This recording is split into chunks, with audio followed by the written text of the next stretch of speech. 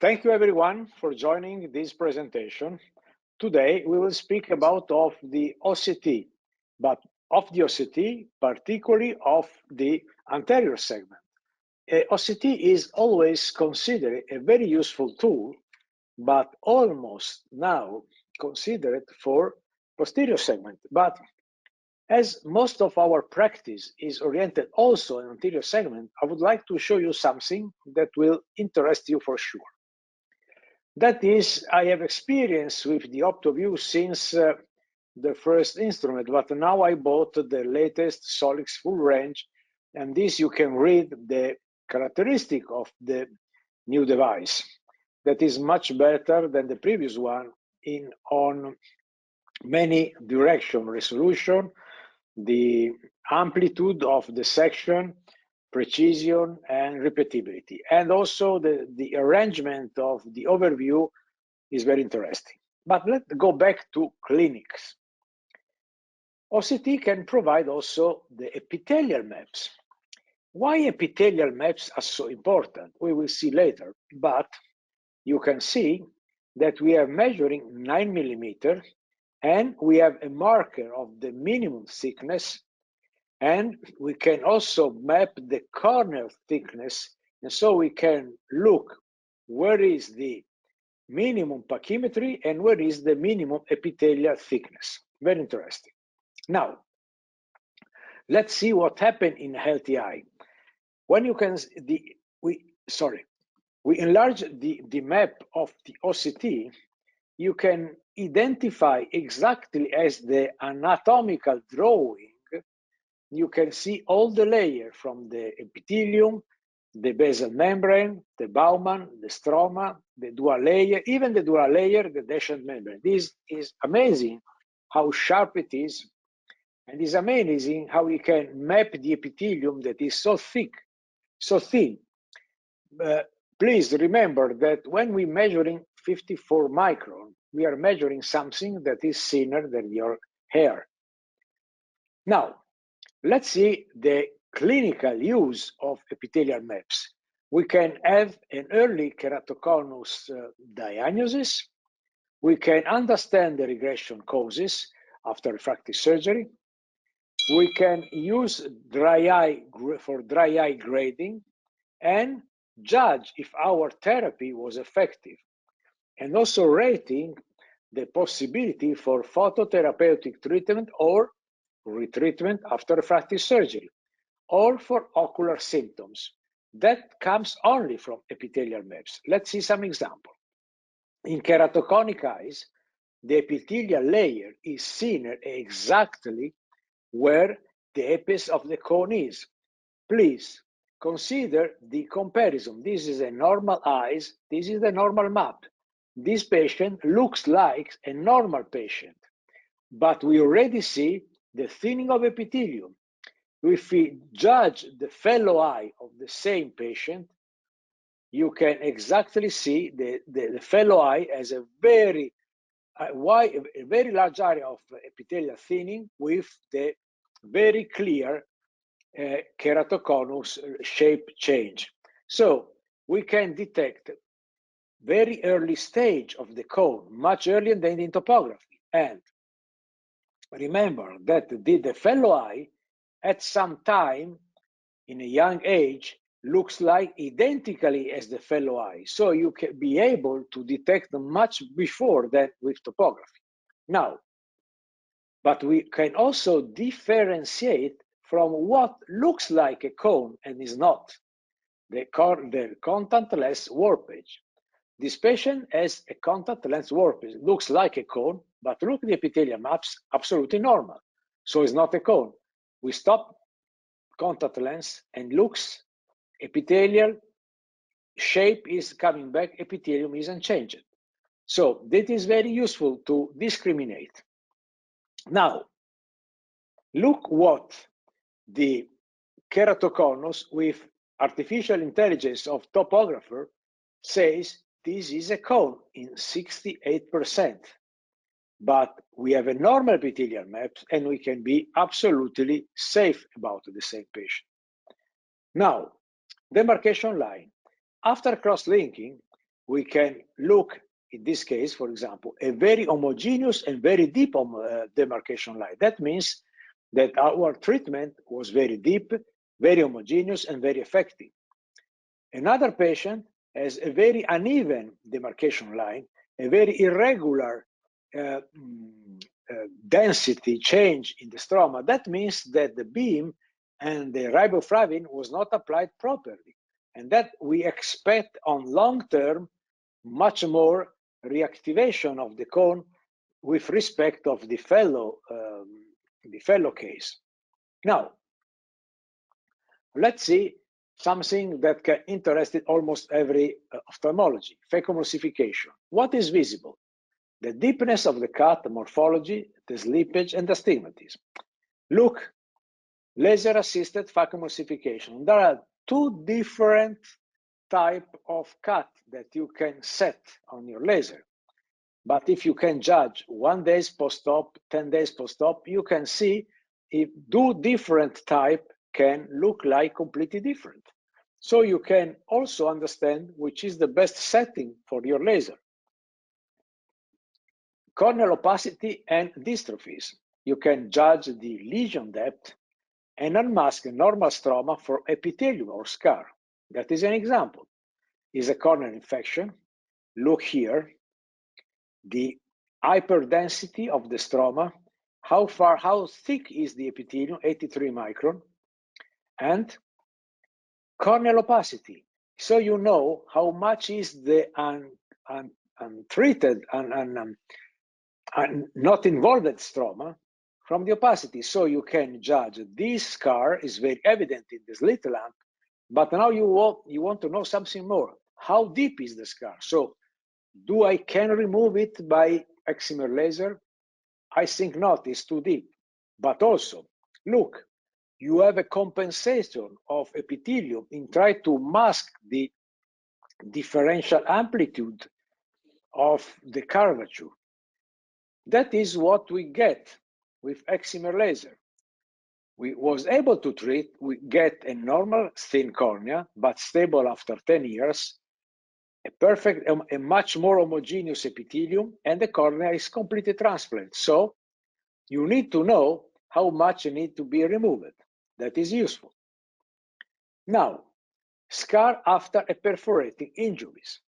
Here is the slit lamp images, and this is what I could see from the OCT. I can see that is completely misaligned deep stroma. I can see that is a scar and a huge epithelium change. Look here how the epithelium tried to compensate the irregularity and how become very thin on the apex. So in these cases, for example, in this case, this is another case, how thin is the cornea and how it's starting to be ectasic because of the bacterial ulcer. Now, opacity post-corneal trauma. That is what you can see with Scheimpflug image. The Scheimpflug image is overexposed because when you have an opacity, Scheimpflug is not any more effective. Now, let's see in comparison what you can see with an OCT image. You are not able only to see where is the stroma, how is completely modified the corneal stroma, but you can see the epithelium and even the tear layer try to compensate the curvature change. You can see even the tear layer. Now, Rice buckler before and after the treatment. You can see we judge how much was deep the dystrophy, and we was able to peel exactly, knowing, let's compare the two epithelial maps, how much better it becomes. Also, grain of dystrophy. What tell me these images? Grains do not affect only opacity, like we can see in the view of the full view of the OCT, but also impact the stromal surface regularity, and the epithelium try to compensate. Look here how thick is the epithelium here and how thin is here. So knowing that you can use excimer to compensate That is another corneal dystrophy impacting also, can see here, the Baumann layer. Now, let's see after keratoplasty. You can judge the foundations, more accurate pachymetry values, and epithelial maps. Now, in this case, the suture was very poor because we have a totally misalignment with a consecutive thinning of the junction. Over time, this will mean that we will have ectasia. In the opposite, we can see a dull where the two tissues are perfectly integrated like a watch glass. Now, in DSEC, we can judge how thin is the layer of the DSEC. Look here how sharp it is, so we can give feedback to the eye bank if the tissue prepared was relatively thin, good enough to do that. On the other hand, sometimes in dark, we have a double chamber, clearly see in the OCT. After rebubbling with SF6, we can see a perfect reattachment of the endothelium. We can judge, for example, after the graft, how is the integration in the dark, how is the relationship between the dark tissue and the host tissue. We can see that this type of tissue was very thick at the periphery and thin in the center, that's imperfect. Here we can see how the eye bank sent to us a very poor tissue, so we can give to them immediately feedback. So in the graft, we get other example, the synechia. We have a completely opaque cornea because of the rejection. We have the OCT that was able to go through the opacity and tell us, oh, look, the cause for the rejection is the iris synechia. And you can see here how the iris is strictly connected to the cornea. So we know that if we need to regraft the patient, before we have to fix the synechia. That is a patient with epikeratoplasty. Was performed 30 years ago in New Orleans, and now we know how much is the epikerato tissue thickness and how much is the normal cornea. Post-refractive surgery, we can know how much the epithelium is cause of regression and how much visual loss due to interface between the defect of the stroma and the epithelium, and how much the epithelium is trying to compensate the change in concurvature. Let's see here, pre-op, post-op, 1 month, 10 months, and look the epithelial change. We can see here 1 month, very thin epithelium in the center, becoming regular over time. But for example, in this case, the thinning is completely masked from the epithelium. So if I have to plan a retreatment in these cases, this instrument tell me, show me a warning. Look, don't take into account the full pachymetry. Take into account that you have only 296 micron for real stroma. The remaining 71 is only epithelium. So be aware, it's very close to ectasia, this patient. Or in post-refractive surgery, we can see this, that is a huge irregularity, but it's just called for a scar that can be very easily peel off without any needing of a laser. In the opposite, we can see how we have a haze, and the haze is impacting not only the regularity, but also the transparency. We can judge it. Eleocoma, post-refractive surgery. We can judge how deep it is, the scar.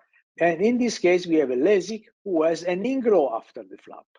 Very interesting, because we can know exactly where the ingrow is. Now, a keloid after hyperopic refractive surgery. What is the useful information from the OCT? The opacity is not related to the stroma, it's just a new tissue layered on the cornea. So we just peel with the spatula, restoring, look, a normal keratoscopy, a normal topography, and a perfect visual acuity for the patient with just a peeling. But I cannot be so brave without information. On the other hand, we can see interface problem after a LASIK cut.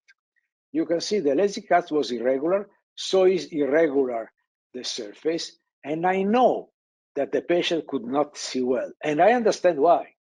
Or in herpetic keratitis, I can see that the junction is very irregular, and I need to be retreated.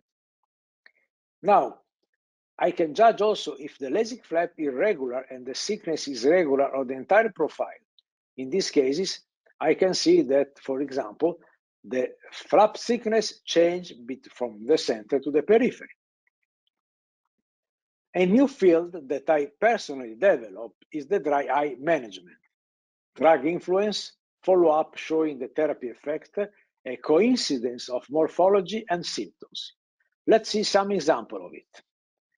A normal patient has an epithelial map like this. A dry eye patient have always a very thin epithelium. That explains you why the patient are complaining so much about symptoms, because the nerve plexus in the cornea is much more superficial, because we lost almost 30% of the epithelial thickness. So the blinking is impacting the sensitivity of the eye. That is after the therapy. We was able to move from here to here, so to normality. So when we get this, the patient have no symptoms. So you can judge if the therapy you are providing to your patient is able to restore a normal pachymetry of your epithelial nerves. And when you get this, also the symptoms disappear.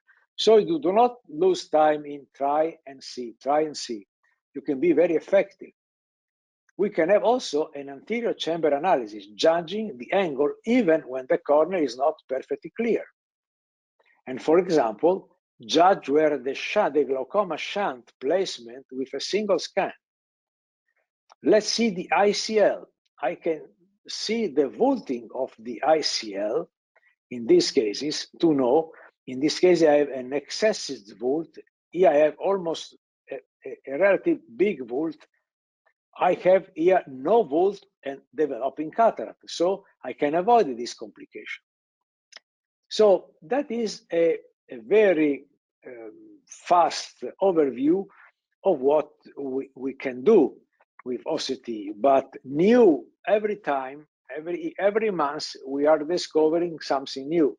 Now, probably the latest application of the OCT now is impacting how we can judge over time the relationship between epithelial change and curvature change. We are publishing a paper where we have seen that when we take care of the shape corneal curvature gradient, we go back to normal epithelium. So in this way, we can avoid we are now develop a software for a laser who make the ablation maintaining the normal curvature gradient. And from our studies, we know that the normal curvature gradient maintain a normal thickness of the epithelial layer. That means no regression. So just from the study of the OCT, we are improving our surgery. Thank you very much.